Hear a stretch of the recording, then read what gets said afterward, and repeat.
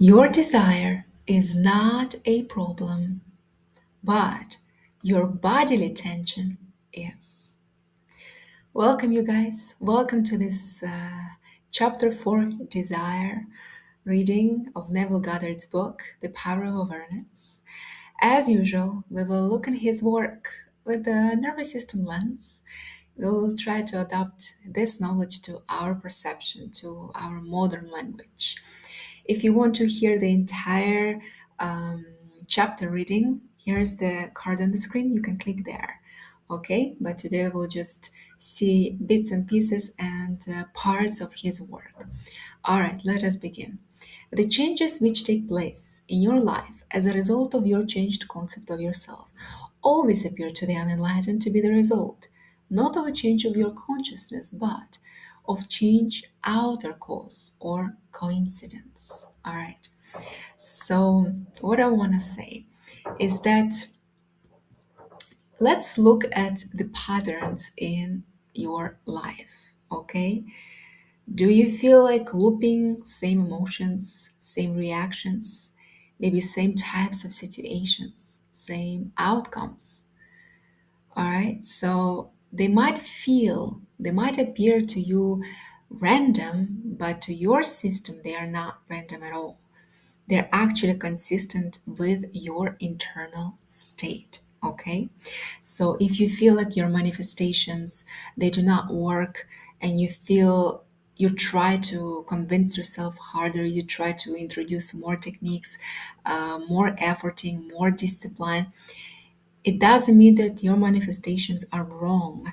It's just because your nervous system is stabilized in what is familiar. And this is what actually keeps reorganizing reality around that. And this is very important to understand. However, the only fate governing your life is the fate determined by your own concepts, your own assumptions. For an assumption, though false, if persisted in, will harden into fact. This is very important to understand what Neville Goddard meant by assumptions because many people think assumption is just a simple thought, manufactured emotion, right? No, it's not. It's already an embodied state you're not conscious of. It's like imagine it's something that your body already expresses without you even knowing, without you even realizing it on a conscious level. All right? So the idea you seek and hope to attain will not manifest itself, will not be realized by you until you have imagined that you are already that ideal. There is no escape for you except by radical psychological transformation of yourself, except by your assumption of the feeling of your wish fulfilled. Therefore, make results or accomplishments the crucial test of your ability to use your imagination. Everything depends on your attitude towards yourself. Understandable. That which you will not affirm as true of yourself can never be realized by you, for that attitude alone is the necessary condition by which you realize your goal. All right, so if you can really want something deeply, okay? But if your internal posture is, where is it? It's not there. I'm not there yet. I'm trying. I hope it happens. It means that your state remains still unchanged because really desire alone is never a power. It's never powerful. Desire can really exist in dysregulated systems. It can feel like longing, grasping, urging. That's not assumption, that's tension.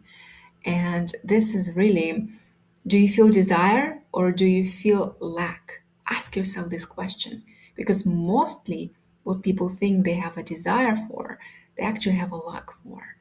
They're lacking it and they call it a desire, which is totally wrong. Okay, don't do that mistake. Okay, so we read this. All transformation is based upon suggestion, and this can work only where you lay yourself completely open to an influence. You must abandon yourself to your ideal as a woman abandons herself to love, for complete abandonment of self to it is the way to union with your ideal. All right, so this is very actually important to understand, because this part is mostly misunderstood by many, and I love challenging this because many people think that they must lose themselves in the vision. Mm, they must be obsessive around it. Okay, but it's not the case. What he meant, abandonment here, is not intensity, is not force, is not obsession. It's literally dropping control. This is what he meant. It looks like not constantly checking if it's there or is it working, not manufacturing or forcing emotional states. He didn't mean you have to force and hold tension around the outcome, you know? So you do not reach your desire by gripping it. You reach it only when your system stops contradicting around not having it. Because you manifest what your system doesn't resist. Okay? This is important. Alright, you must assume the feeling of the wish fulfilled until your assumption has all the sensory vividness of reality. You must imagine that you are already experiencing what you desire. That is, you must assume the feeling of the fulfillment of your desire until you're possessed by it. And this feeling crowds all other ideas out of your consciousness. Again, he didn't mean obsessiveness, okay, here, because many people take it mentally, his work, they take it mentally, not psychologically, not physically. So they try to force themselves to just, they become obsessed with it. This is not right. Intensity is not correct way to approach imagination. It's not embodiment. People try to literally intensify, but if you have to really generate the feeling strongly, it means that it's not stabilized in your system yet. It's just a spike of emotion. And this is not right. Real shift happens when it's quiet, when it's simple, when it feels natural. It's not dramatic. So if you feel activated in a sense, you feel excited, you feel activated within your body, it means you're still separating yourself from it. And it's not correct. Okay? The man who is not prepared for the conscious plunge into the assumption of the visual field in the faith that it is the only way to the realization of his dream is not yet ready to live consciously by the law of assumption, although there is no doubt that he does live by the law of assumption unconsciously. But for you who accepts this principle and are ready to live by consciously assuming that your wish is already fulfilled, the adventure of life begins. So you are already assuming all the time, you know that. If you're expecting delays or rejection or effort around any subject, this is what you're manifesting. So your work actually is not to start manifesting, it is to literally become aware of what you are already stabilized in. It's not something to add, but rather something to eliminate. You understand? Okay. To reach a higher level of being, you must assume a higher concept of yourself. If you will not imagine yourself as other than who you are, than what you are, then you remain as you are. For if ye believe not that I am He, ye shall die in your sins. Okay, so this is very important because trying to jump into a new identity is not correct, because a higher concept is not something that you force, not something you manufacture within yourself. It literally emerges as your system becomes more regulated. So you don't rise by pretending higher or more. You rise by removing what keeps you contracted in the lower, what reappears in your system. Okay? So you have to eliminate the traumatic experiences first, to be brave enough to look at them, as they are, and maybe see the projections, the programming. Eliminate those from your body because it's still stuck if you do not see it. If you're refusing seeing it as it is. So this is very important, you guys.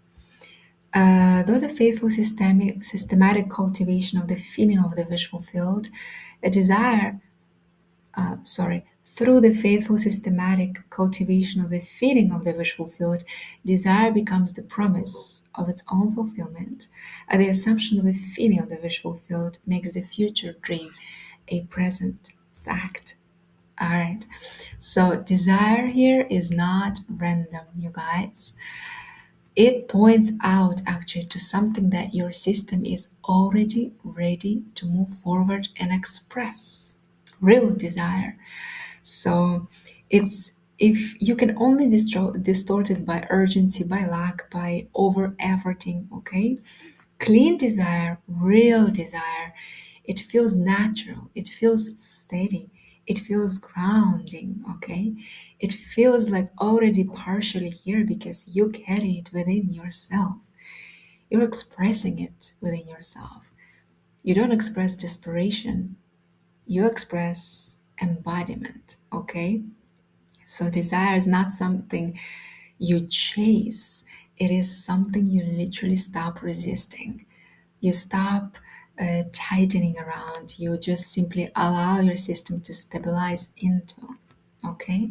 So I want you guys to think on that and really test yourself. Is this a desire or is this a lack that I'm feeling? Because your desire will never ask you to become someone else. Real desire will ask you to stop being who you had to be to feel safe. And really, what's natural will eventually finally appear in your life.